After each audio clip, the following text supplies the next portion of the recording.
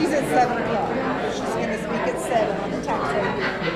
So add her to the time. What is her last name? It looks like Rich.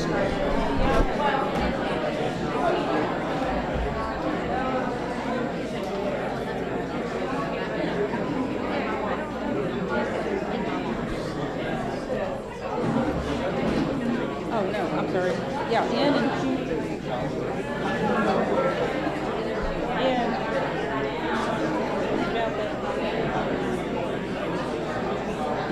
Somebody was about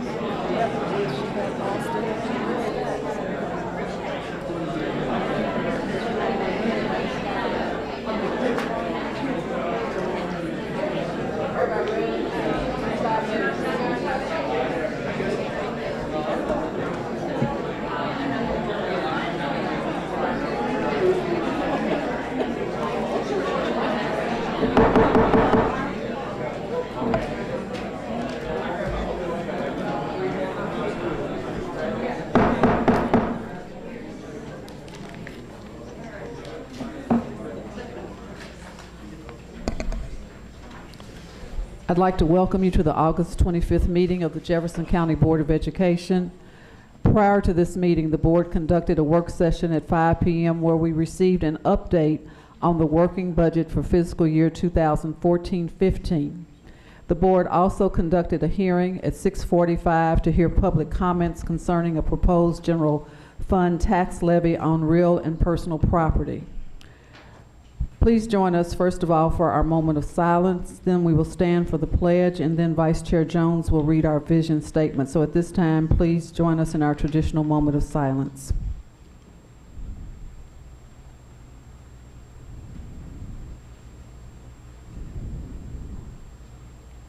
Please stand for the pledge.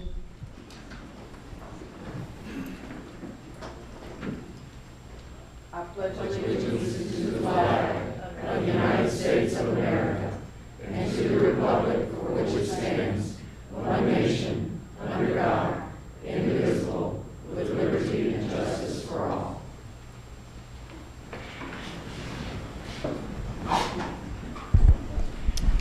Vice Chair Jones.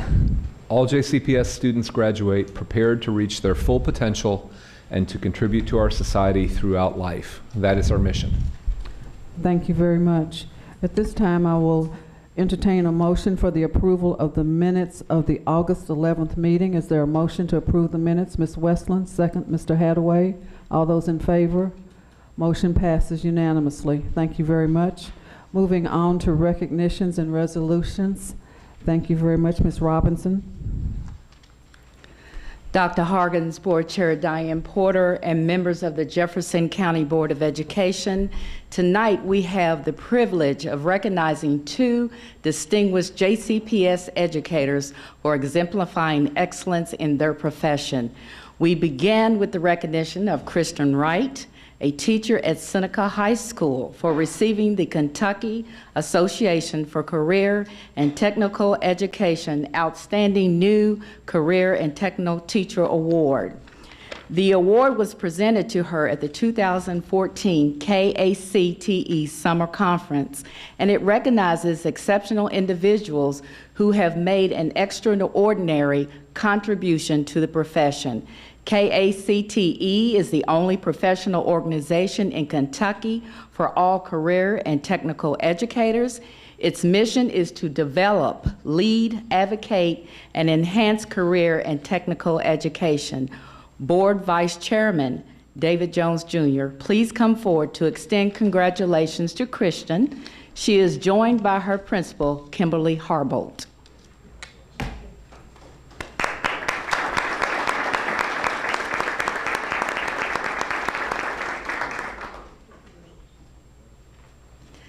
Next, we have the honor of recognizing Missy Calloway, Gold Clarity Coach at Butler Traditional High School, for being selected to serve on the Teacher Advisory Council for the Bill and Melinda Gates Foundation. Missy is one of 50 distinguished teachers from across the United States selected to serve a 2-year term on the council. The council was created 2 years ago to help in the foundation's ambitious effort to dramatically increase the number of U.S. students who graduate from high school ready for college and career. A major part of the foundation's strategy is to guarantee that all students have access to instruction from highly effective teachers and to meet its goal of more than 80% of students graduating prepared for college and career by 2025. The council's responsibilities will be to advise the foundation on how to plan, design, and implement its effort to elevate the teaching profession over the next 10 years, to provide input, guidance, and strategies on how to increase students' college and career readiness, to provide future insight on how to implement successful strategies in classrooms, schools, and districts, and to provide feedback on the successes and opportunities to improve efforts and work as they progress. Board Member Chuck Hadaway, please congratulate Missy Calloway. She is joined by her principal, William Allen.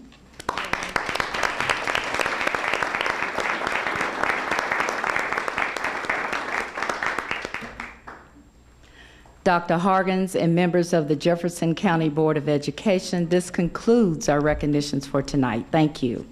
Thank you, Ms. Robinson. Is there a motion to receive the recognitions? Mr. Brady, second by Ms. Haddad. All those in favor? Motion passes unanimously. Thank you very much. We will move on to the consent calendar and superintendent's report. Before we do the consent calendar, I'd like to have Dr. Hargens report, and then I will ask if anything needs to be pulled down on the consent calendar. Dr. Hargens. Thank you, Chair Porter, members of the board. It's my pleasure to call to your attention a few items of special interest. I'd like first to say congratulations to the JCPS First Day team for a smooth sailing start of school. Those members are Rick Mosley, Jonathan Lowe, Rick Capel, Amy Dennis, Mandy Simpson, Philip Jones, Janice Mahora, Mike Razor, Barbara Dempsey, Jeannie Giberson, and Brent West. Not pictured are Tiffany Armour, Georgia Hampton, Terry Robinson, Craig Garrison, Raghu Sahadre, and Amy Mueller. But thank them for their great work and all the teams working together to have a great start of the 14-15 school year.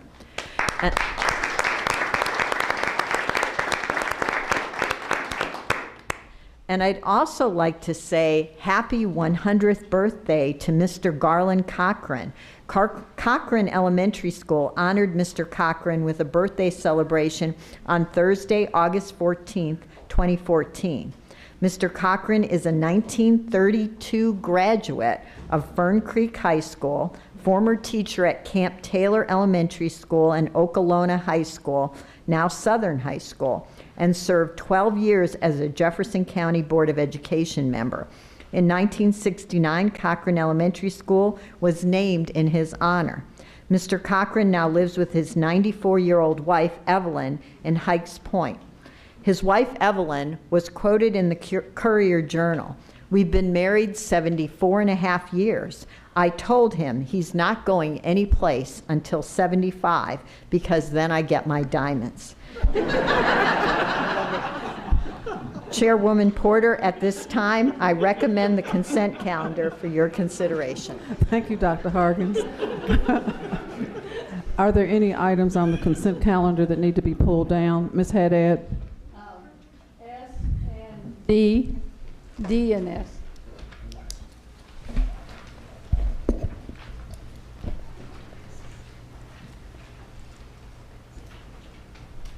S, and what was the one after S? D is D, the organization charts, and S is the approval of regular board meeting schedule. Okay, thank you. Ms. Duncan? N and Q.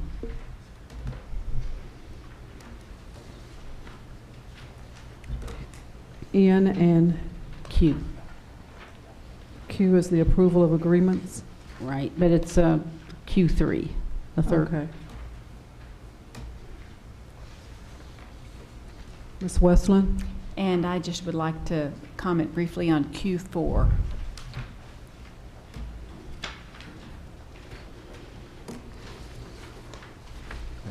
And Mr. Jones? Q1. Okay. Any other items? Starting at the top, item D, the approval of organizational charts. Ms. Haddad? Yes, I don't have a question, but I just want to thank Mr. Razor for getting the, in there are 8 monitors for the school bus. Dr. Hargens, thank you, and Cordelia Harden for putting those in there. They really do need them, and so they are really in action now, so thank you. Okay, thank you. Our next item to be pulled down is N, the approval of the Comprehensive Educational Financial Planning and Management Calendar for fiscal year 2014-15. Ms. Duncan? Yes, this is just a question. I know that it arose during our policy committee meeting on this because it says on page 3 that the board has approved the textbook purchase plans for the schools, and we did that on June 15th, and it said that the board also approved activity fund budgets that the principals had submitted. And I saw that on there, and I know we had a little bit of a discussion about what we mean by the board, because I don't remember that was in our materials that we approved textbook purchases or activity budgets. And I mean, I may have missed it, but what does that was something that came up in our policy committee meeting, and that we need to be clear about, I think. Ms. Harden? Ms. Harden will describe that.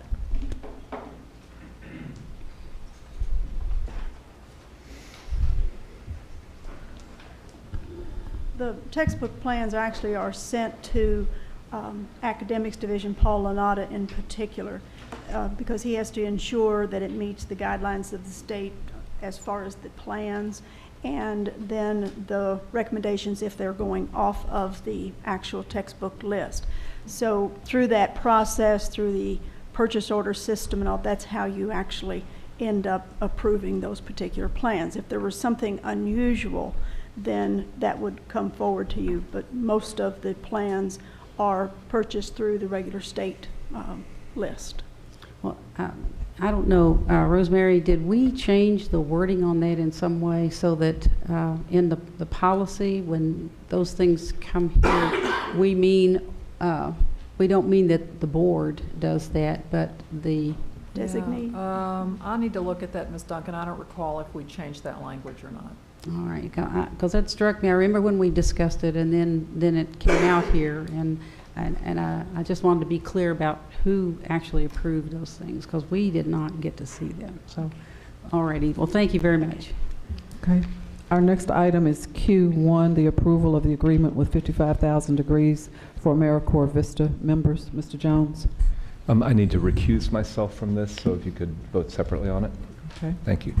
Thank you. The next item is Q3, approval of agreement with MKT Analytics LLC. Ms. Duncan? Well, this actually is concerning our software, Smart Ed, and Smart Ed helps us identify potential dropouts, kids who are at risk of dropping out, and helps us identify them early. But one thing I noticed in this list, and I don't know that it's anything that we can change, but all the behaviors that are listed here that are identifiable, like absenteeism and mobility, moving from one school to another, and lower grades. Those 3 things are student behaviors.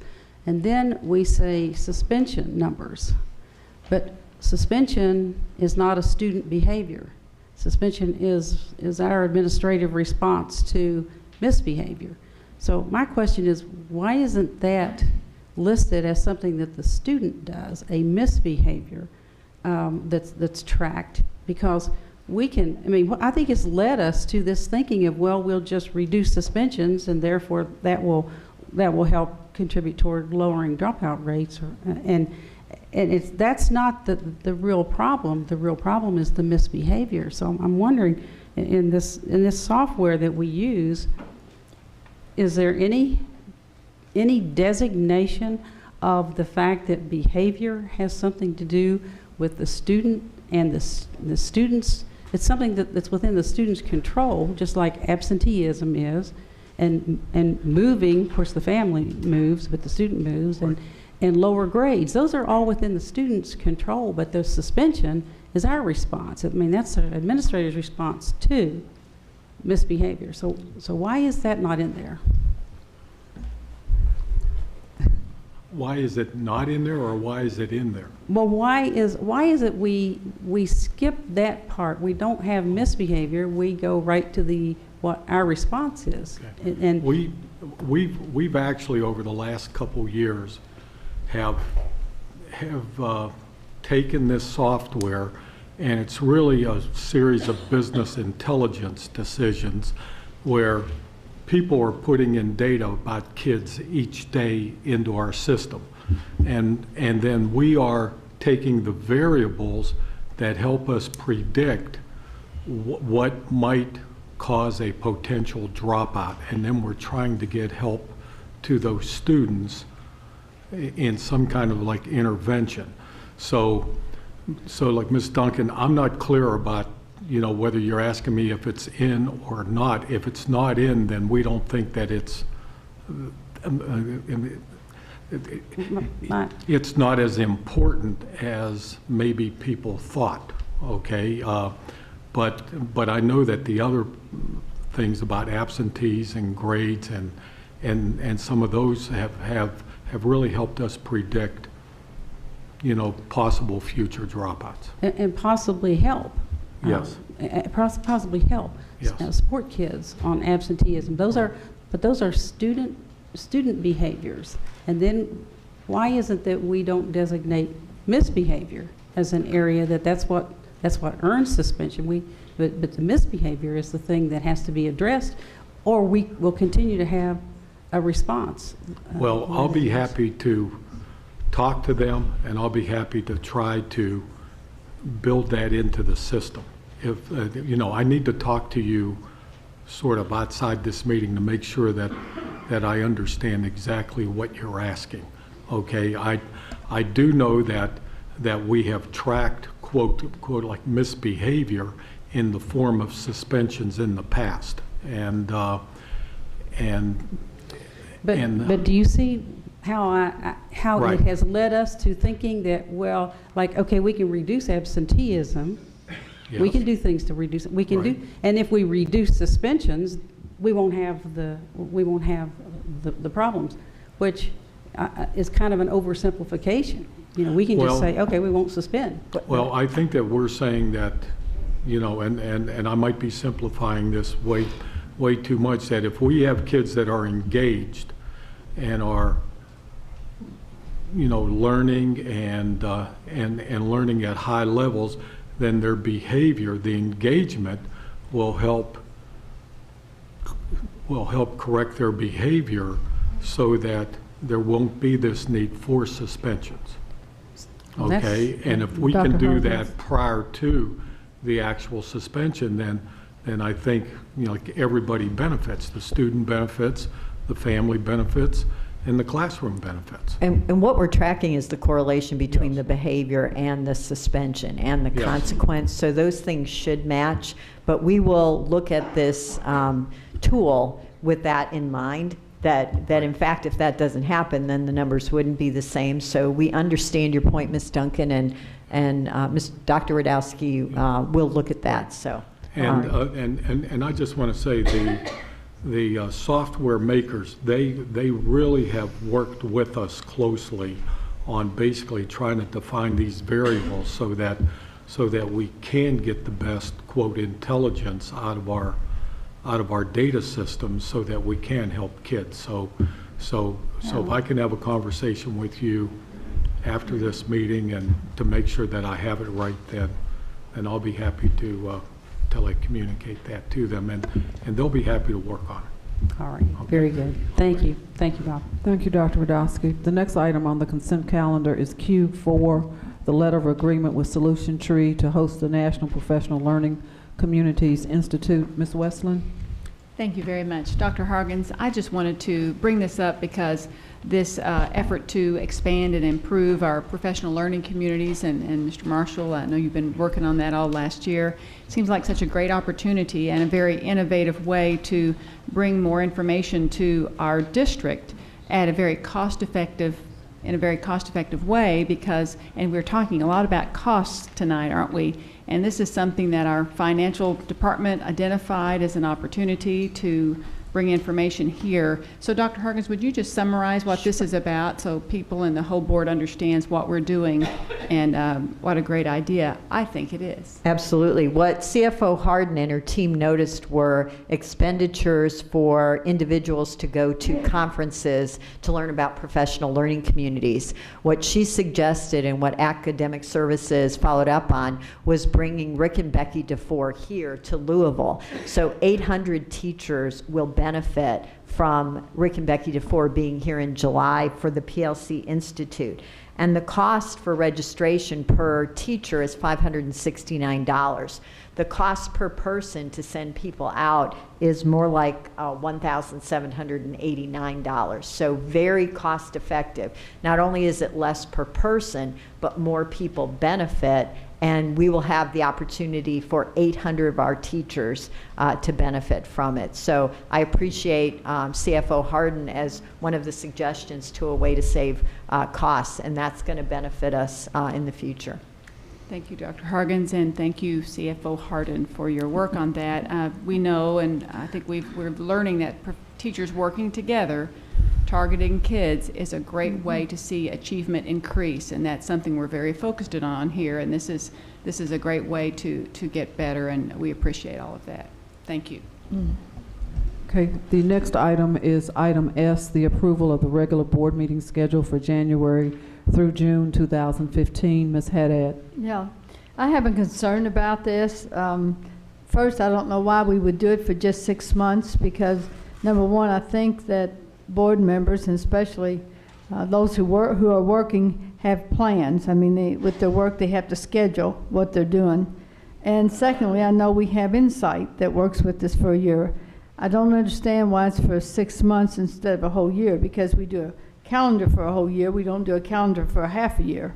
And so I don't know, this is new, and I had not seen this. So I sent an email, but I'm still sure, I still don't get it, that we shouldn't be having board meetings just for a half a year. We need to set it for the whole year so the community knows, so we know, everybody can set their schedules that this is when the board meetings are. And sometimes we do have to change them, but I just don't understand why we have to just make them for 6 months. Well, and I'll own that, because the thought was, because we had to post board meetings for exactly what you're saying, Ms. Haddad, to post them for 6 months, because what we found out, and Ms. Miller will tell us, that if you move it, then it's a special called meeting. So to give the board flexibility, you haven't had your board organization planning session, so if you wanted to make any change, every change would be a special meeting. So I just wanted to give you the opportunity to consider them, and is it always the right one? So it was really my attempt to give you the most flexibility that you had, and still give the public notice of 6 months. So if the board, whatever the board wants, if the board wants the next 6 months of meeting, then we'll bring those forward for approval too. So. Well, I think we can just have the dates on there. I don't think, if you don't want to put certain things in, but there's certain things we have to do, you know, by law. There's like the budget that's on there 3 or 4 times a year. But people need to know that. I'm not saying put everything on there for the whole year if you don't feel comfortable with that, and new things might come up you want to put on it. You know, but there's some things that we have to do. Right. So I think for a year, people need to know their calendars, so a year out, not just 6 months out. So, Mr. Jones. yeah, just I think this is a good issue, but for clarification, my understanding is that we're only talking about setting the date, not putting the agenda together. No, this is just for 6 months. It's but all, not, right. Yeah, but it needs to be Yeah. for a year, and you don't have to put everything you want on the agenda, but at least you know the board meeting dates Right. for a whole year. Yeah, you no, might want I to travel, you know. Right. You know, I agree that it would be helpful, certainly to me, to have it have the date set for the longer time period. And what we can do is bring Yeah. the next 6 months at the next meeting, if that's what the board wants. That's Oh, yeah, not a that, problem. just pull this and bring the whole thing at one time. We could do Instead that. of doing Either 6 way. and 6, make Yeah. it just one. Either way. So if somebody looks in the minutes and say, oh, well, they're just going to do something for 6 months, but this way it'll look like we're doing something for a whole year. Either way I just would think work. it would help them I much think- more than, I'm more flexible than they are, so I think it would be really helpful for you all. It'd be easier to cancel one or two or change them around at the last minute Yeah. than to just not have it. I think that's a good suggestion. And a point for clarification, Ms. Miller, if a board meeting is set on a Monday and after we have the strategic planning session as a board, if the decision is made to not meet on Mondays after we have posted the date of the meetings, does it then become, because we have listed a specific date, will it become a special called meeting which has some restrictions on the agenda? Yes.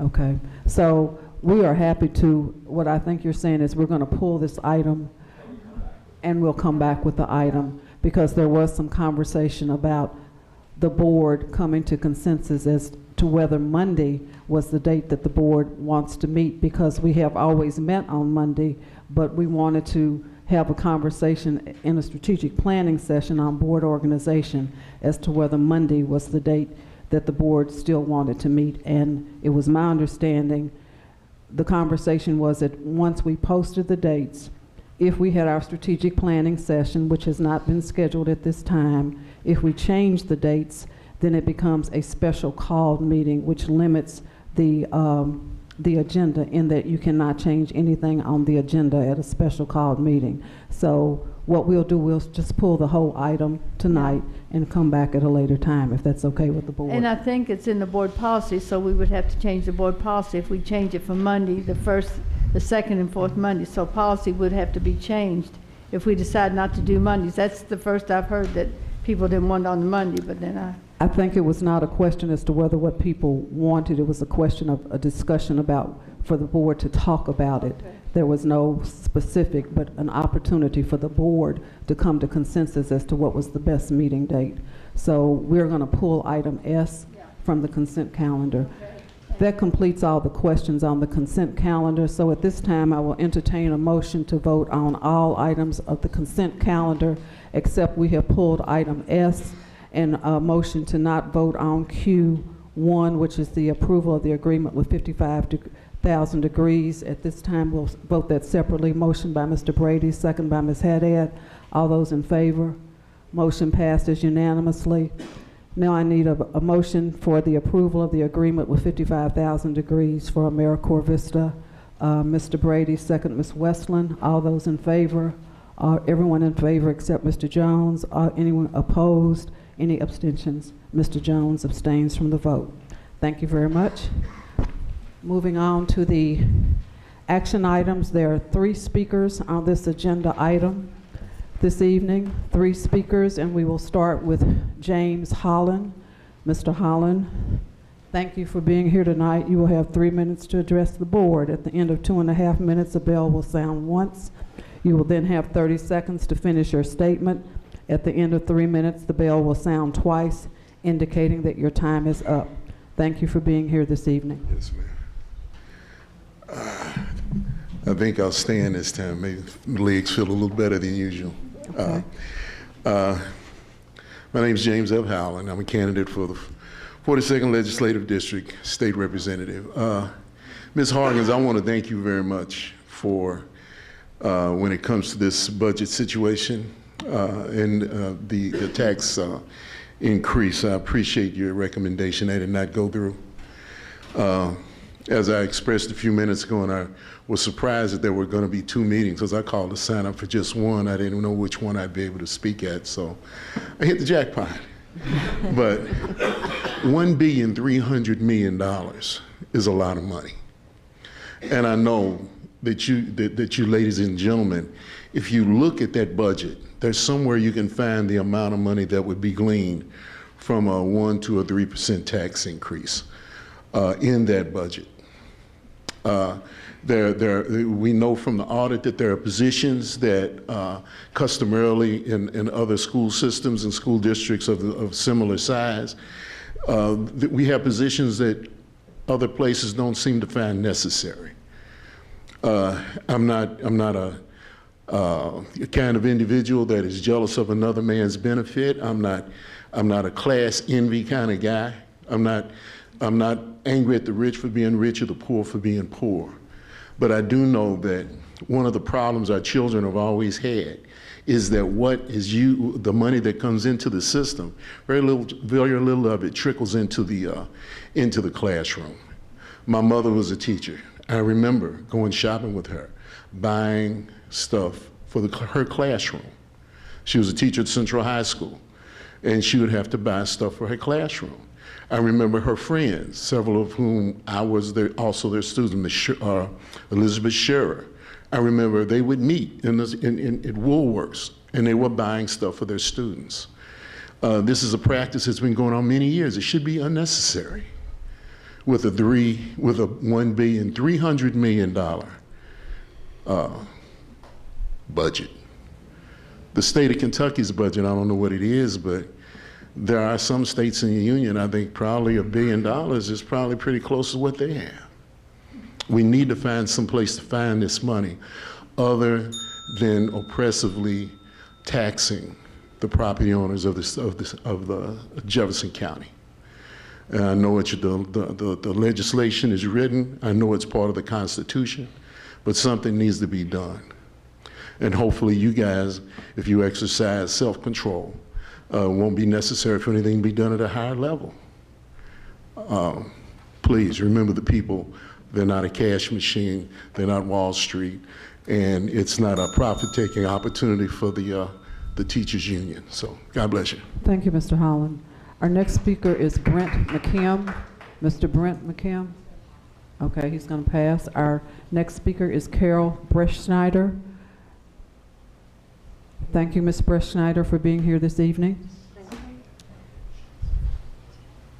Hi, everybody. I'm glad to be here. I'm Carol Breschneider. I was a former teacher in Jefferson County for 33 years, from 1968 to 2001, and they were the happy years. And I asked to be put in a charter in an at-risk school after 2 years of teaching. So I was in the Newburgh area, my favorite school, Indian Trail, for 21 years. I was a reading teacher there and a primary teacher. And I guess the theme, oh, by the way, I want to apologize for the clothes I'm in. I don't look like a teacher, but I was swimming. And I just was listening to the radio and heard about the meeting. I thought I'll go and try to see if I can speak. My only thing I wanted to say was when I was at Indian Trail, we had a program when I was a collaborating reading teacher that was a local program. It was just teachers and parents and the administration there deciding what to do with kids and reading. And when I first went there in 1970, around that time, the first grade, I think it was, worked with first and second, the reading score was around 38 percentile. When we had this special local program that, by the way, did not cost anything, it was just the teachers that they already had, me and the first and second grade teachers got together with the principal, the parents, the teachers, and we had this local, I heard somebody say that word, local program. And the reading score, one of those years in the 1985 to when I left in 91, our reading scores went up to 58, which was 20 points higher than when I started in Indian Trail back in 1970. And it was 4 or 5, 6 points above the national or the Jefferson County average. And this is in an at-risk school. I imagine Indian Trail is still, it's in the Newburgh area, and I think it's still, I don't know what they call it anymore. It's not probably Chapter 1. But anyway, that's the moral to my story, is what a lot of other people have already said. The teachers are important. Number one, the kids are the most important thing. This is what I've done for 13 years. I work, number one, in groups. I'm on local grassroots boards helping kids and families, strengthen kids and strengthen families. That's what America needs. And so the moral of the story is simplicity, local control to help the kids. It doesn't matter what color they are, what area they're in, they can learn with local control. And teachers given more of that. Let me look on my napkin to see if I wrote anything else down here. I appreciate being here. We have so many blessings and wonderful things going on already in Jefferson County. And I hope that you can redo the budget so that, busing was another big thing I wanted to mention. So I don't know if there's any way you can not have busing, but that started way back 40 years ago when I was there, and it's the at-risk kids of all colors and sizes and shapes. It's the at-risk kids that are losing out. They're losing homework time, 1 to 2 hours on the bus a day. They're losing homework time, they're losing childhood exercise time for their health, and they're losing family time. And that, I can't believe it's still going on, you know, and I've been out 13 years. So I wish somebody out there maybe has the answer to that. So thank you for what you are doing. We do have many blessings in this country and in this city compared to what the other countries are going through. But I wish we could get those scores, those reading scores up like we did back in the 80s so we can pass up the other countries. Thank you for all your work and the opportunity to speak. Thank you for being here tonight. Moving on the agenda, we were going to move to our action item, and the action item on the agenda is the approval of tax rates for the fiscal year 2014-15. Dr. Hargens, if you'd like to start the discussion, please. Thank you. We should have some slides.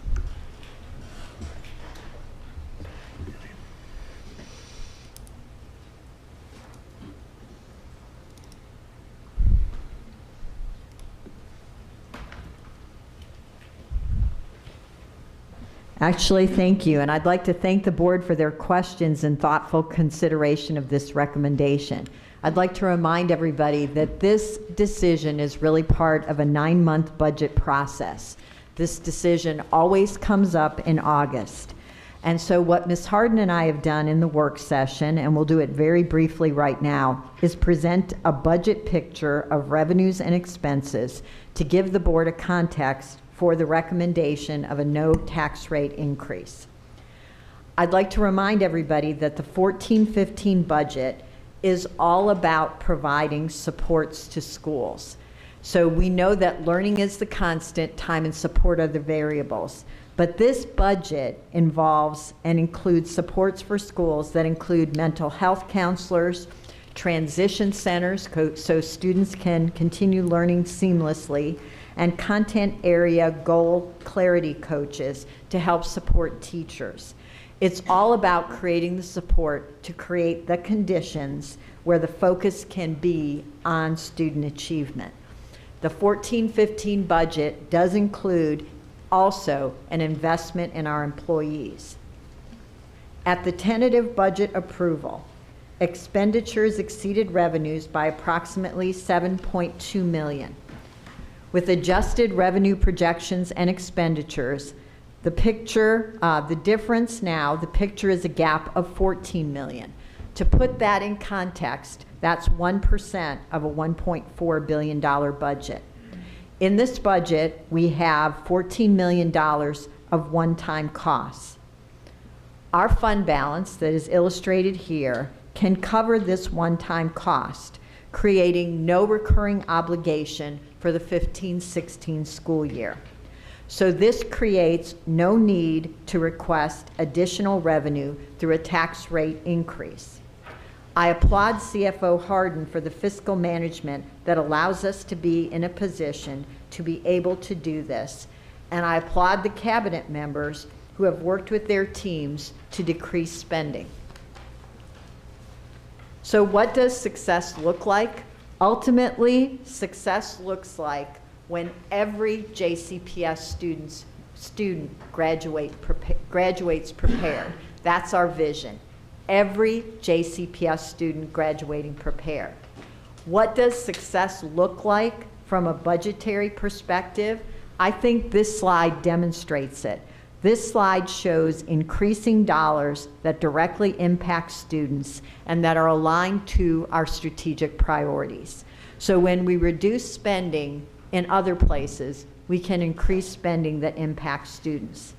So because of this budget picture, we are not asking for a tax rate increase. That's the recommendation. But I would say there's something as valuable as money, it's time. So we are asking the citizens to contribute, to volunteer. We have Everyone Reads. The speaker talked about reading scores. We have watchdogs, dads of great students. Any male can volunteer to be a watchdog in schools. And we know our clothing assistance program needs volunteers, that's an incredibly valuable program.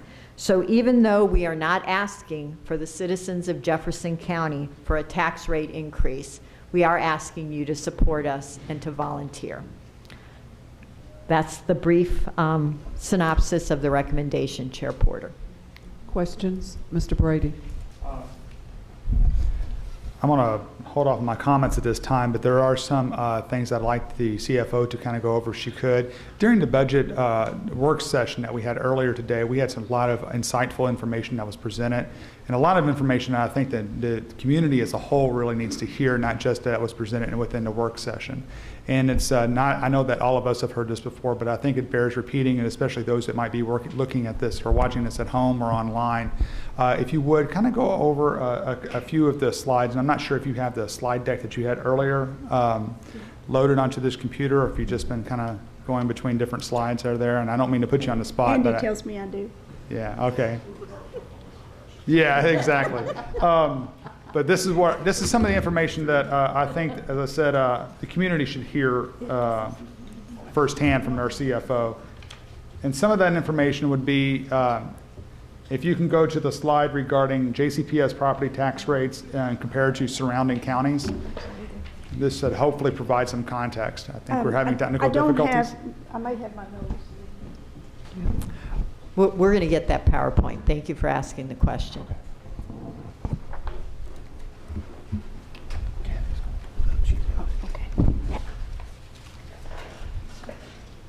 No, that's toward the front. It's like the Here we got it. slide.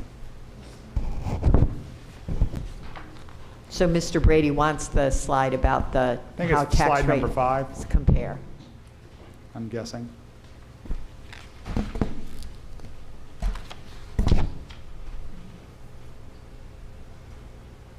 There you go. Right there. This particular slide shows the tax history, one of Jefferson County Public Schools, but it also shows the surrounding counties, what those particular tax rates are. You may notice in particular, Oldham County is, for FY14, was 73.4 cents, Jefferson County 71 cents, Shelby 71.5, Spencer County is 61.5, Fayette 69.6. A lot of districts, even this year, there are some that are raising their rates the maximum 4%. There are some that's going with a smaller increase, and then there are some that are trying to stay the same. So it varies between districts. On the history, the compensating rate that we provided in the board in FY12 provided us the same revenue as we received in FY11. And then in FY13 there was the 4% rate. In FY14 the board, we suggested, the superintendent and I also suggested the 4% rate. However, the board made the decision that they would go with basically half of that percentage rate. And if you could advance to another couple of slides and kind of brief us, or the folks at home, on the state legislator impact for FY15-16 budget. Okay. The state actually increased the per pupil spending, which that is the state SEEK increase, and the impact of the increase for this current year, FY14-15, is $8 million. However, in addition, the state also mandated steps and cost of living increases for every employee. The percent required this year is 1%. All employees have received at least a 1% increase, plus those that were eligible have received step increases. Those totals to the general fund is $17 million. So even though state funding increased the $8 million, the cost to the district is $17 million, so therefore there is a shortfall of $9 million just in that particular year. Then in FY16, again, there was a per pupil increase in the base SEEK, but there was also a mandate of a 2% salary increase for all employees, which equates to $12.6 million, with mandated steps makes it 23.6. So we have a shortfall of $19 million in state funding versus what was mandated on funds. And if you could advance possibly a few slides to where you get total expenditure history. That kind of gives us an idea of what the expenditure history for the last few years has looked like for, scroll it back. Thank you. Right. If you can explain that slide, please. This one is the revenue history. I'm sorry, I missed it. Okay. Can go on. I was looking for expenditure history. They look very similar. Yes, they do. This is all funds within the district. This is the, today we're looking at the 1.4 billion for FY15, FY14 being 1.3 billion. You can see that the instruction is the majority of our expenditures. You've got instruction, student support services, instructional staff support, and then school administrative support. All of those are directly impacting students. Transportation also impacting students in that we've got to transport the children to get them to school. Any child living less than 1 mile, we are required to transport, plus for safety reasons, we also transport children. And our transportation, one of the other speakers talked about busing back in the 1970s. What we do today is we transport children for choice. It is not what it used to be, but it does cost to transport children. Then we also have district administrative support. As you can see, you can barely see the numbers. It has decreased over the years also. But we are supporting our schools, and instruction is our main expenditure, Okay. which is what we do. And if you can further, toward the end of this presentation, if you can go to where, can it give us some context of our budget and how it compares to other like districts of our size? Yeah.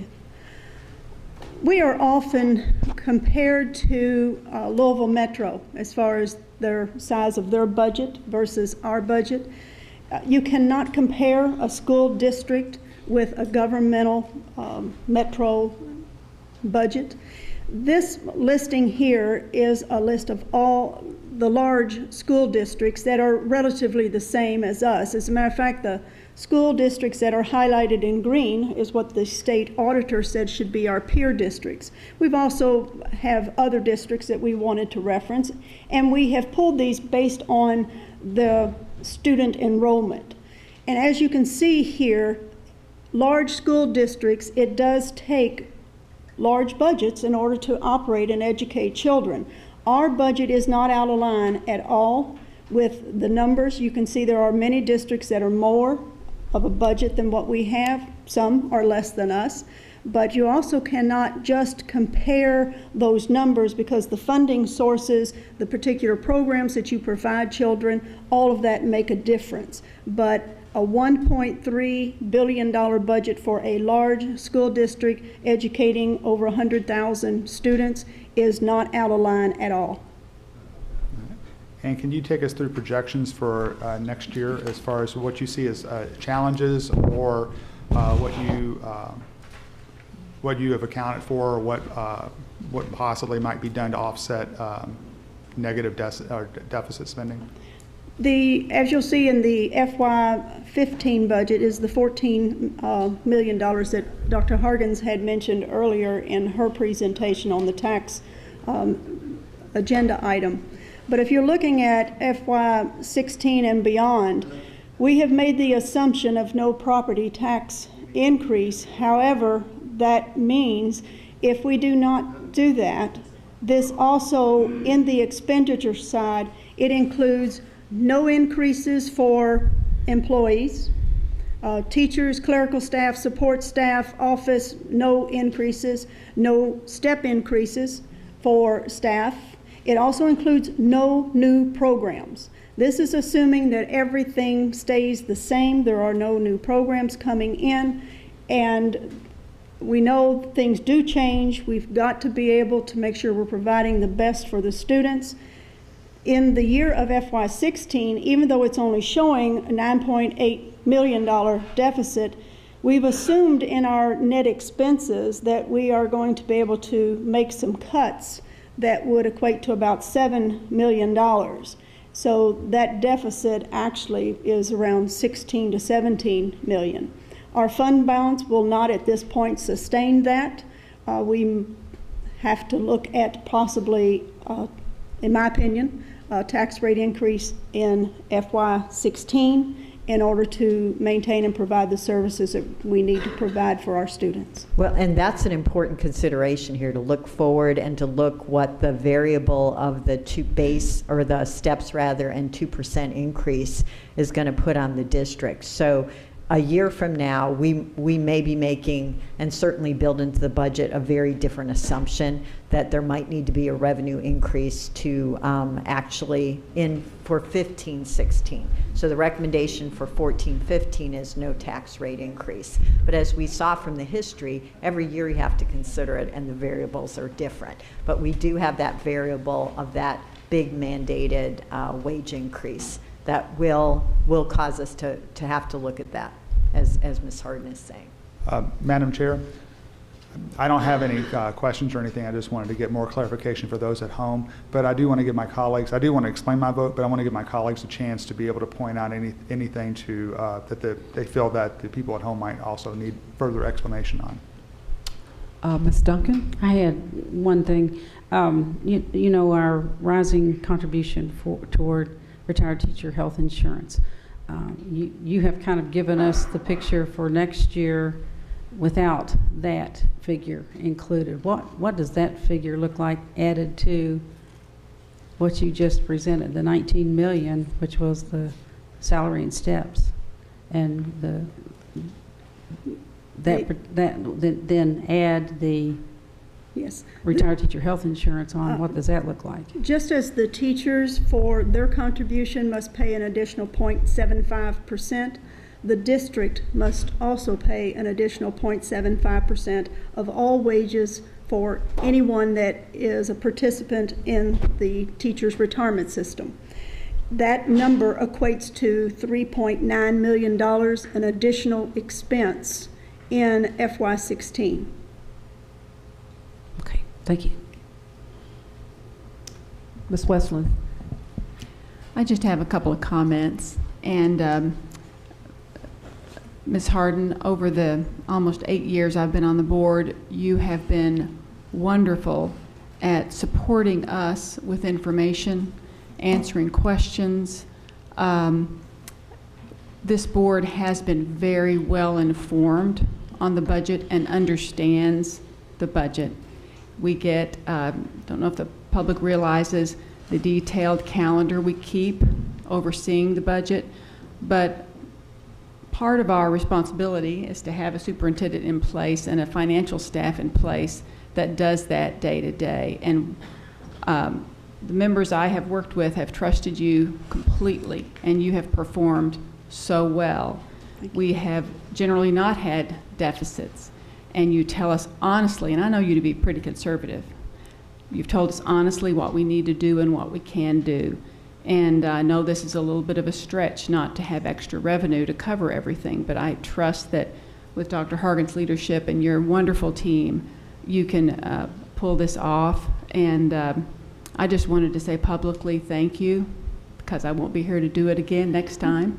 And the community doesn't realize the expert that we have here. Don't you all think so? Absolutely. Uh, In the financial area, and to stand up and answer questions and hear some people talk about you in ways that they should not ever.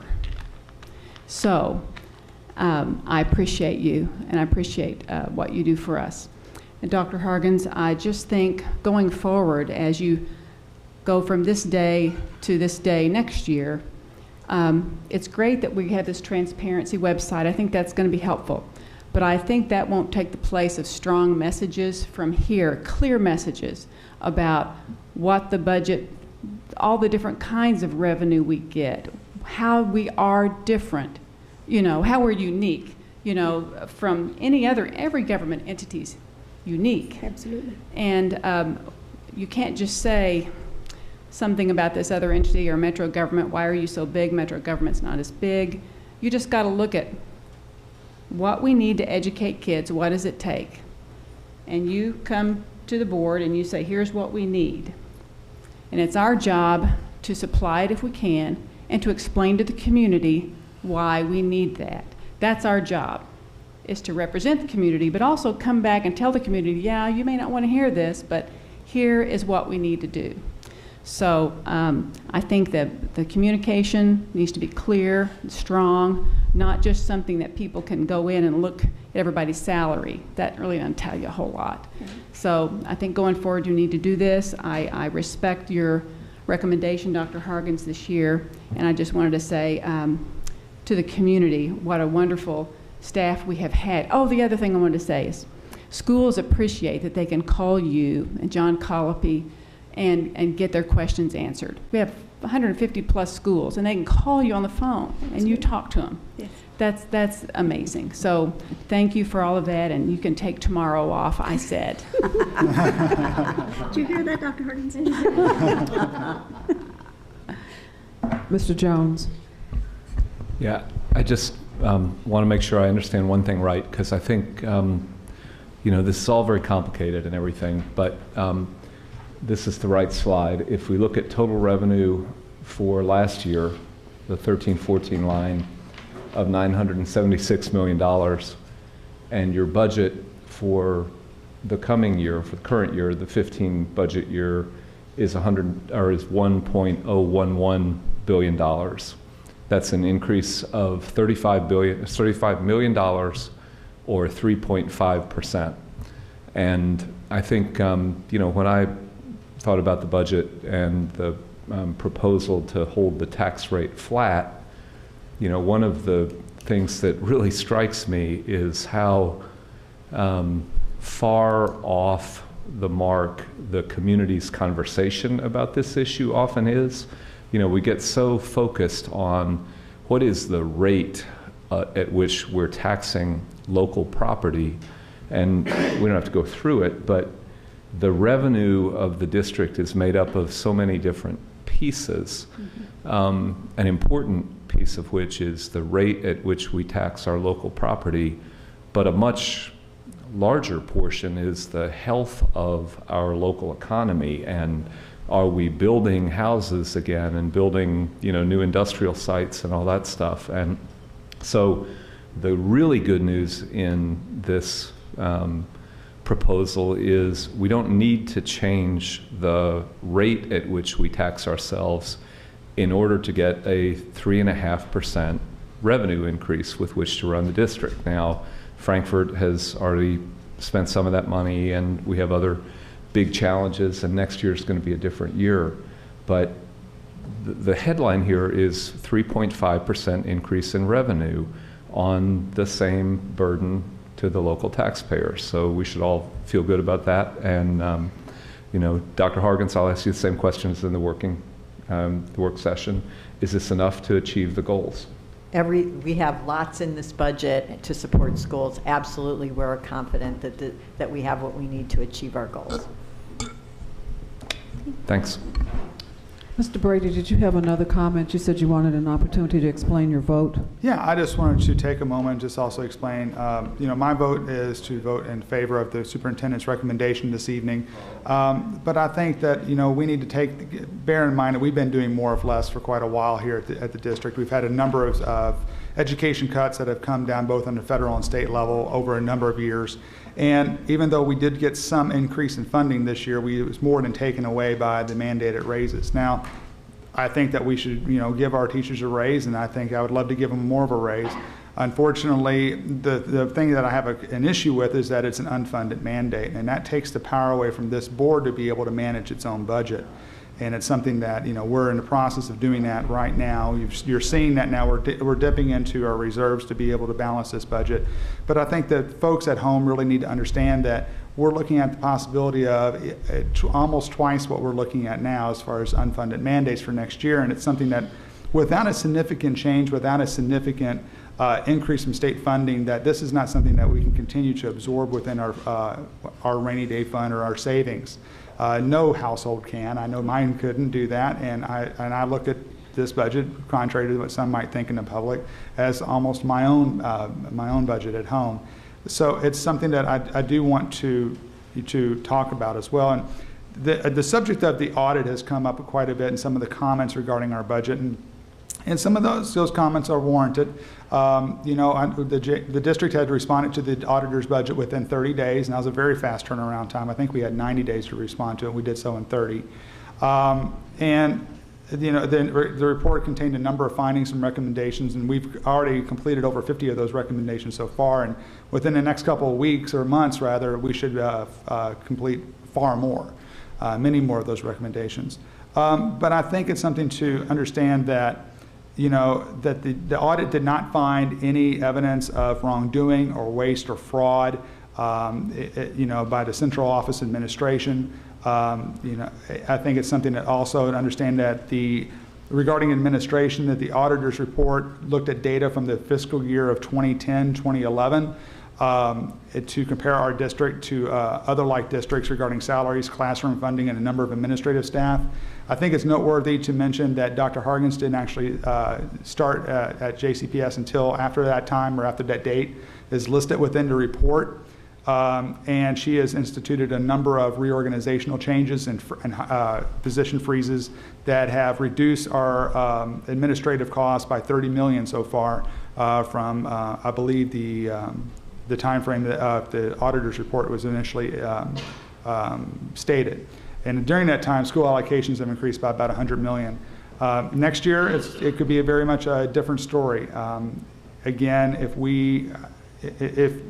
the public doesn't want the school board to increase their tax rates, then something's got to change at the state level. And I highly recommend and encourage those of you who might be at home listening to contact your state representatives and your state senators and ask them to fully fund education. We're doing a lot, and we're doing more of less, and we're continuing to do so, and we made incredible progress, and we're not satisfied. There's lots more to do. There's lots of other issues that we need to take care of. But we are moving forward, and I think it's something that I think that's important, that it needs mentioning, and it's something that the community really needs to know. Ms. Haddad. Yeah, I too want to commend you, Cordelia, for the wonderful job you and your staff have done, and for the superintendent for this recommendation. I've got many calls and many emails on both sides of the issue, and I appreciate everybody giving me their input.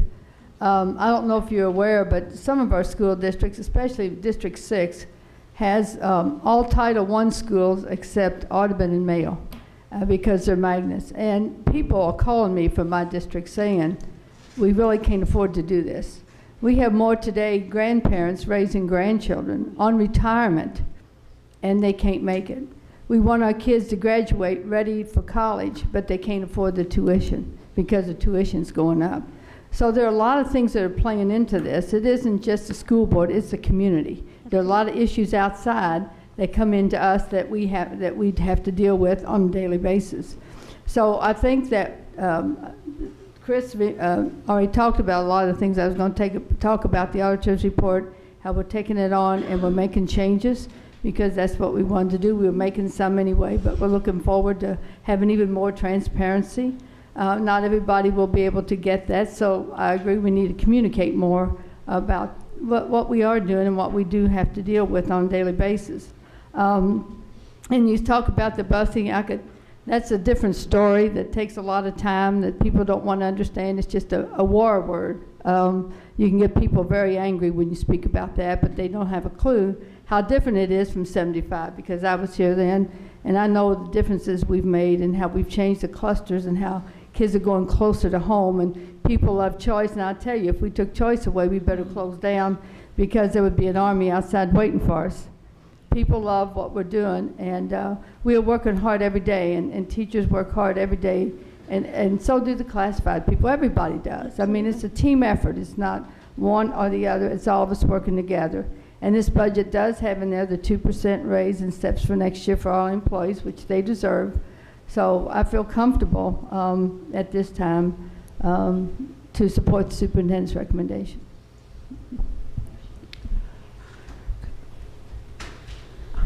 Ms. Duncan? Oh, I know one of our speakers made a reference to our state legislators and saying that, well, if we don't take our tax rate, it means we're not doing our job. We're not being responsible and doing what we're supposed to be doing. And of course, last year, when I spoke with a legislator, he said, well, when you get rid of that big fund balance, maybe we'll consider increasing the funding. And so I think there's going to always be a reason from them not to to give us the funding that we deserve. I just have some random things. You know, I hear speakers and I hear such misinformation out there about us. It's frustrating. This past spring, we have an 80.6% graduation rate. That's the highest I've ever heard us have, 80.6% graduation rate, 2014 class. 52% of our kids are college and career ready. That's the highest we have had. And according to Dr. Hargens, this budget contains the supports that we need to continue that kind of progress. And please, the role of the school board is to hire the superintendent and evaluate her and the people that she hires and has performed jobs. We evaluate her based on the results that we have and that if we can continue to improve toward our strategic plan. That's our role. We're not the managers. We're here. We have board meetings 2 times a month. We can't possibly be the managers of this budget. And yet I think Mr. Edelin implied and stated that we were the managers of this budget. We are not. Our managers are here, and they're the ones who are making the recommendation for us to listen carefully to. And you know, next year things are going to be different. We see that.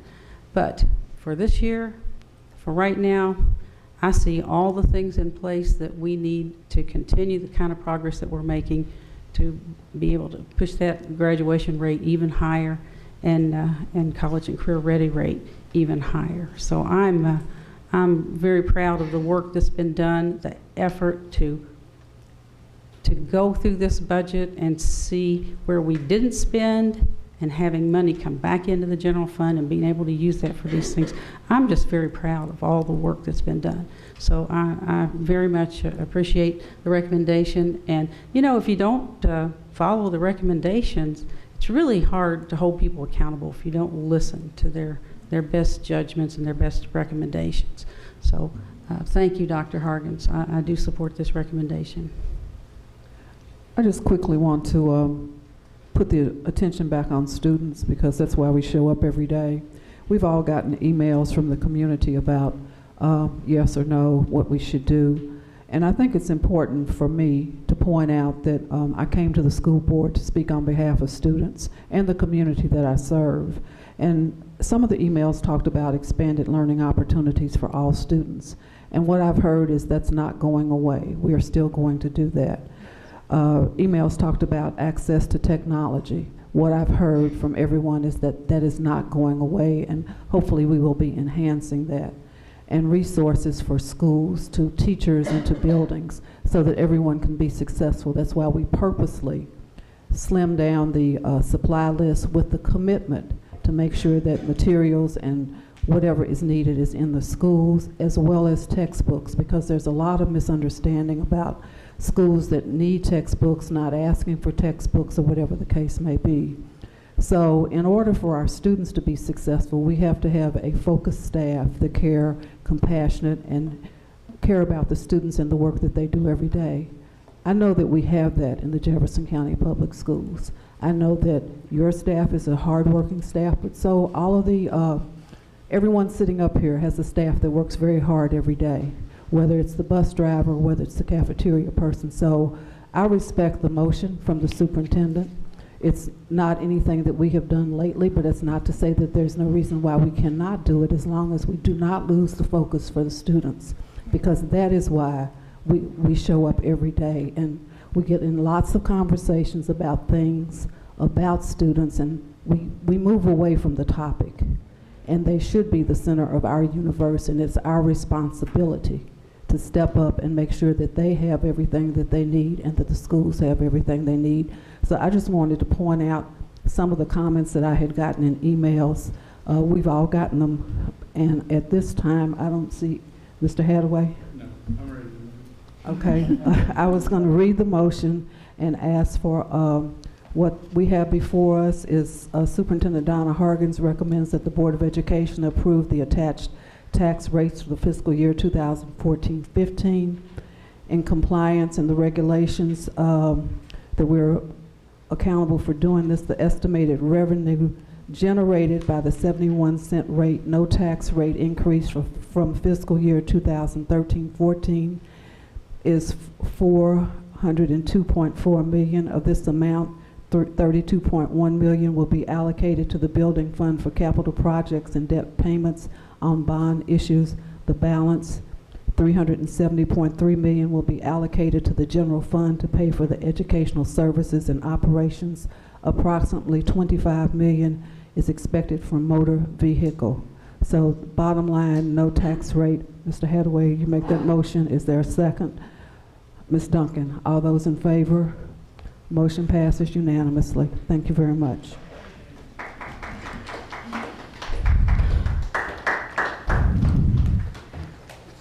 The next item on the agenda is discussion items, the discussion agenda planning calendar. Any comments for the planning calendar, Mr. Brady?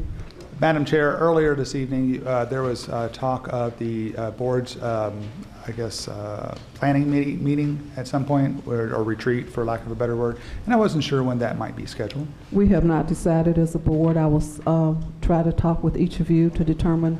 We talked about having it, but we did not define a time because of there's some things that are currently going on with us. So I will contact you and try to come up with the time so that we know when we're going to do that.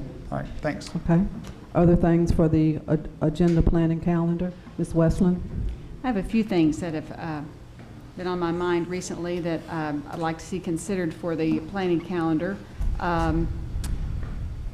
One thing, I know we'll need to have the accountability. Bob, when are the test scores coming out?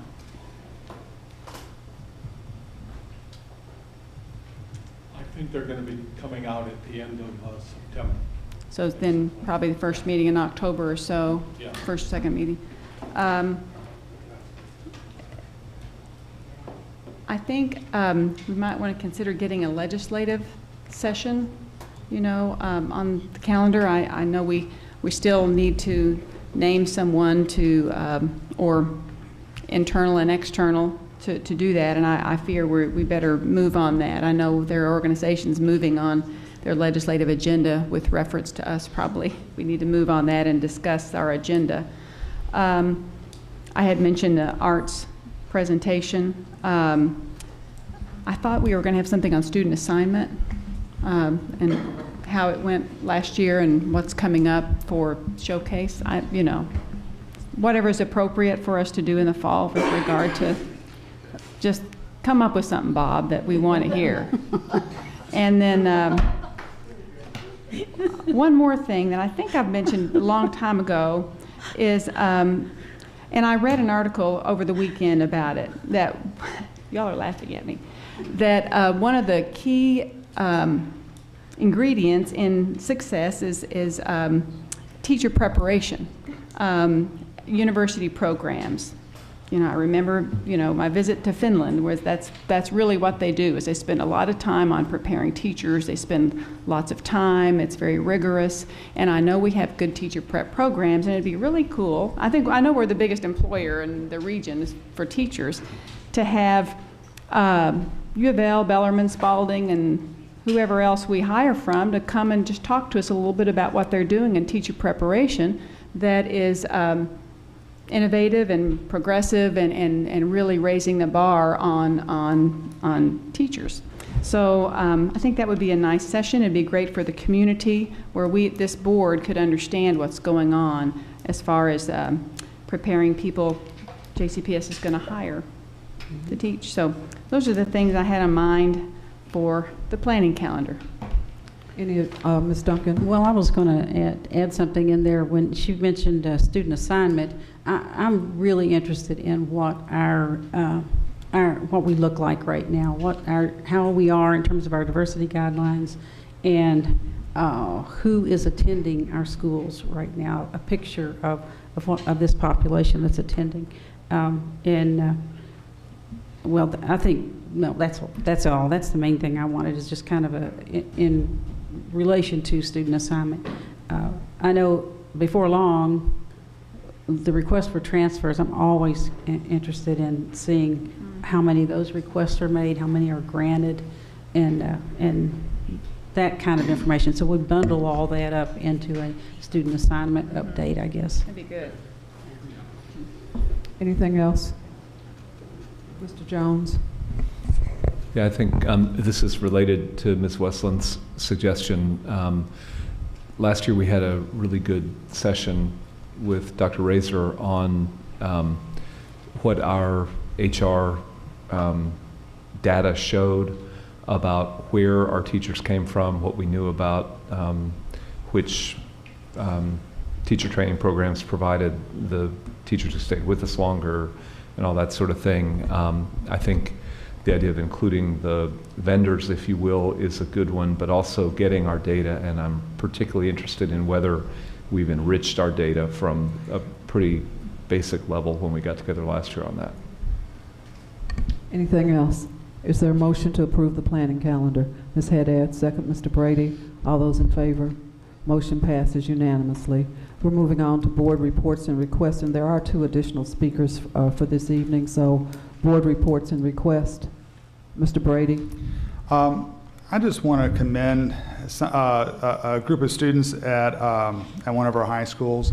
It seemed to be almost 2 weeks ago that the entire city of Louisville lost their minds for a Friday evening, where suddenly one little tweet that somehow got out there onto the Twitterverse suddenly was the talk of the town on Friday evening, and everyone thought that the anarchy was roaming our streets.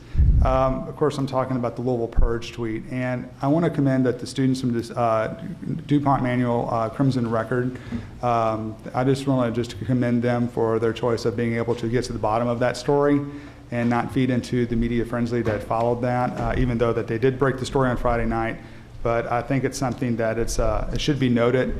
I know that there are lots, they put out the call for lots of media to come and help share their experiences with the class and maybe help teach their class a little bit. I would think that given their performance almost 2 weeks ago, that the opposite might be true, or they might be able to go out and teach some of the folks in our media about how to do respectful journalism or responsible journalism. More to that point also, I did notice that within that story, it turns out that the gentleman who did that tweet has lost his position on the football team.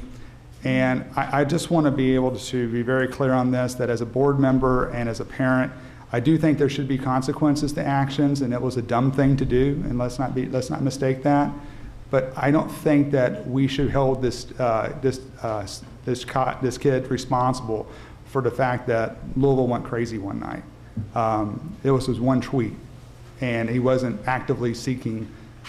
He wasn't actively putting up posters. He wasn't actively seeking anarchy. He put one tweet out there. So I understand there should be some discipline, but I think that we went overboard on that particular discipline. And sports is very important to the kids, and sometimes that's the only reason that they are still in school and what keeps them in school. And I think that's very important. It's not something to be easily taken away from a student. Ms. Duncan? I have one report. I was contacted by the governor's office this past week and informed that I have been reappointed to the School Curriculum Assessment and Accountability Council for the next 3 years. So I appreciated that. Thank you. Yes, it's a very fun service. I love it. Congratulations, Ms. Duncan. Thank you. Ms. Westland? Okay. Anybody else? Okay. I just have one thing, Dr. Hargens. I still hear some confusion about, I can't even tell if it's just supply lists or Red Book training and what you can use fee money for or supply money for. Church yesterday, 2 or 3 teachers came up to me and said, I don't understand this. Some of it is music teachers, some technology teachers who have unusual specific expenses, not just classroom supplies. So I would just ask, I was about to look at Karen Branham, I don't see her, just information down through the assistant soups to check with principals and make sure they're getting that information clearly to their teachers about how they can use various fund sources that they have and what's okay. I think everybody's very very much wants to do the right thing, and things have changed quite a bit kind of quickly. So just make sure good information so they can, some teachers have to purchase things or make reservations for trips, do things like that pretty quickly. And I think they're a little nervous about making a mistake. Okay, there are a couple of things that I wanted to talk about, one of which was this evening we had our public hearing on tax, and we allowed 15 minutes for the community to come in and talk with us. And I think that that's not really fair to the community, so I would like for the board, the superintendent, for us to have a conversation before we do that next year. We had mentioned it last year. It made our board meeting start 30 minutes late. Last year we started 40 minutes late. So I think that we as a board are committed to hearing from our community, and we need to have a conversation about how we want to do that. So I just want to say that because, so it becomes a part of the minutes and it doesn't get lost as we move forward. The other thing I would like to, Dr. Radowski, I would like to meet with you and understand what the MKT analytics piece is all about, because what we have talked about tonight that people have heard is about how we're tracking, I won't say tracking is the best word, but how we're gathering data for students. And one of the things that we had committed to do with our code of conduct was trying to keep students in school. And if I looked at that document correctly, we're dealing specifically with high school students. But I don't want the community to think that we are not trying to do what we said we were going to do, which is look at opportunities for students to stay in school. And it said interventions and moving forward. So prior to the next board meeting, I would like an opportunity to sit down. We don't have to discuss it tonight, but I would like an opportunity to sit down and talk about that. The other thing was we received some information about Project Reach, which was a program this summer to provide opportunities for students to be ready for the advanced program. There were over 200 students that entered the program. 82% left ready for the advanced program. This year is the first year we have advanced program in every elementary school. So congratulations to the Jefferson County Public Schools. It's the first year that we've done that. But my question is, what is the potential? How many more students could we reach with a program like Project Reach during the summertime? So that's a question that I have. And the other one is a unpaid advertisement for our community conversations, because they're coming up and we may not have an opportunity to plug them. So this is not shameless, this is factual. On September the 9th, Board Member Jones will have his community conversation at Atherton High School. It begins at 6 o'clock. On September the 11th, I will host my community conversation at Mazik Middle School. It starts at 6 o'clock. On September the 16th, Board Member Westland will have hers at Westport Middle School. It starts at 6 o'clock.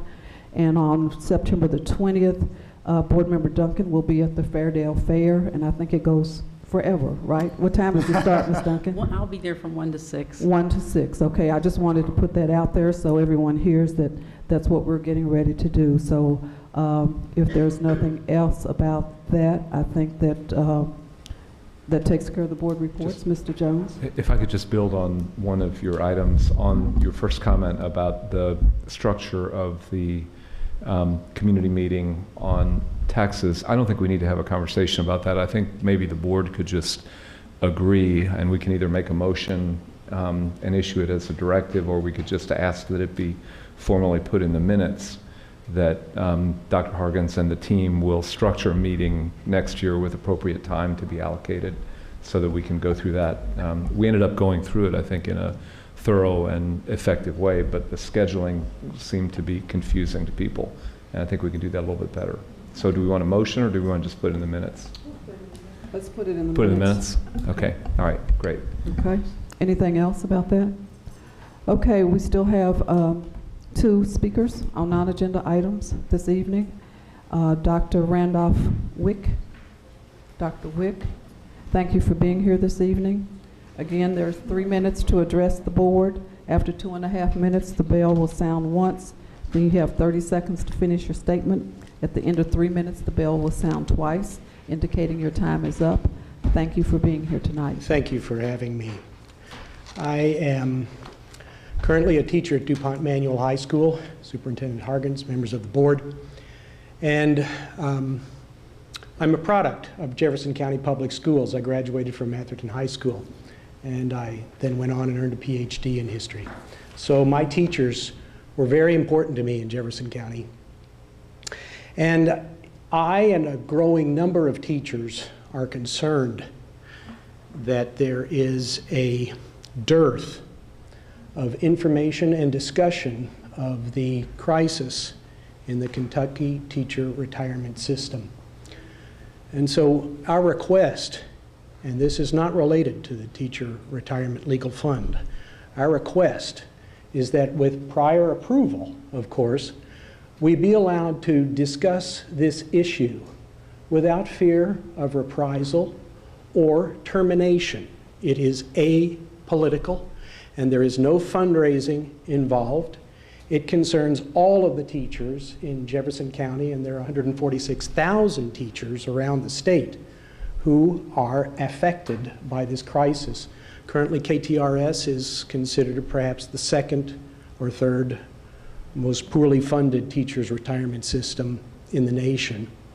And according to the actuaries, it is continuing to fall. Unfortunately, the Kentucky teacher retirement system always paints a rosy picture and does not present the actual facts and truth to the members of the retirement system.